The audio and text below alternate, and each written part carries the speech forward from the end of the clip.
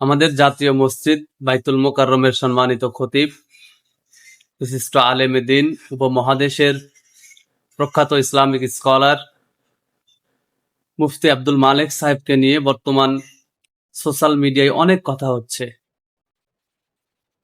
তাকে নিয়ে হর হামেশায় যে যা ইচ্ছা তাই লিখতেছে, তাকে নিয়ে ভিডিও তৈরি করতেছে। আসলে আপনাদের কাছে আমার প্রশ্ন, মুফতি আব্দুল মালেক সাহেবকে নিয়ে কথা বলার যোগ্যতা এই বাংলার জমিনে কয়জনের আছে?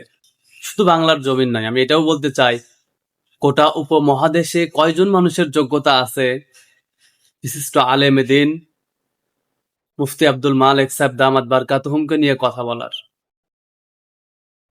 সাধারণ মানুষ সে তো বহুত পরে। আমি আবারও বলতেছি, সাধারণ মানুষ অনেক পরের কথা।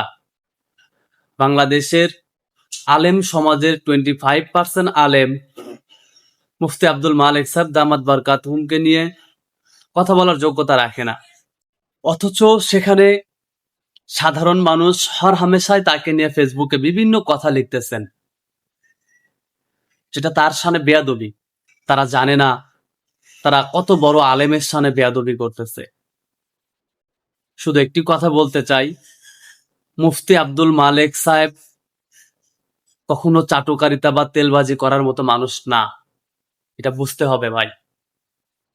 উনি জাতীয় মসজিদের খতিব ইচ্ছা করে হয় নাই। তৎকালীন প্রধান উপদেষ্টার ধর্মমন্ত্রী বা ধর্ম উপদেষ্টা আখম খালেদ হুসাইন সহ দেশের অনেক বড় বড় শীর্ষস্থানীয় ওলামে কেরাম তাকে অনুরোধ করেছিলেন এবং তিনি প্রাথমিকভাবে তা অস্বীকার করেছিলেন যে না, আমি এই দায়িত্ব নিতে চাই না। এবং পরবর্তী সময়ে আমরা যতটুকু জানতে পেরেছি, তার ওস্তাদ পাকিস্তানের সাবেক প্রধান বিচারপতি মুফতি তাকি উসমানের নির্দেশে তিনি দেশ ও দেশের মানুষের খেদমতের জন্য জাতীয় মসজিদের খতিবের দায়িত্ব নিয়েছেন। এটা তাকে একরকম জোর করে দেওয়া এবং তার উস্তাদের নির্দেশ মতেই তিনি এই দায়িত্ব নিয়েছেন। তিনি চাটুকারিতা করা বা তেলবাজি করার মতো মানুষ না। তিনি একজনের মাথায় সুন্নতি পোশাক উঠিয়ে দিয়েছেন, সুন্নতি টুপি উঠিয়ে দিয়েছেন। এটাকে যদি কেউ চাটুকারিতা বলেন, তাহলে ভাই আপনি তো সুন্নতকে অবমাননা করলেন। আর সুন্নতকে অবমাননা করা মানে রাসূলকে অবমাননা করা। ভাই, এসব বিষয় নিয়ে কথা বলা বন্ধ করেন। আমি আবারও বলতেছি, এদেশের সাধারণ মানুষ তো অনেক দূরের কথা।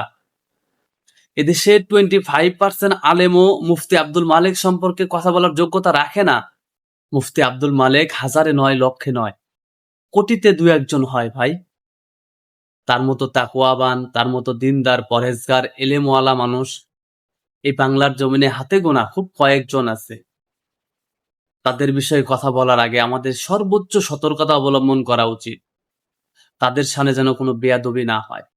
পরিশেষে সবার প্রতি বিশেষ অনুরোধ, বিনীতভাবে অনুরোধ করছি, যারা জেনে না জেনে, বুঝে না বুঝে জাতীয় মসজিদের সম্মানিত খতিব মুফতি আব্দুল মালেক সাহেবকে নিয়ে বিভিন্ন রকমের কথা বলেছেন, বিভিন্ন রকমের ফেসবুক পোস্ট করেছেন, সকলেই এগুলো বন্ধ করেন এবং যা করেছেন, যা পোস্ট করেছেন, এগুলো ডিলিট করেন এবং আল্লাহর কাছে তওবা করেন।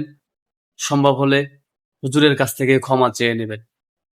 এতে আপনার দুনিয়া এবং আখিরাত উভয়ই ভালো হবে। আসসালামু আলাইকুম ওয়া রাহমাতুল্লাহ।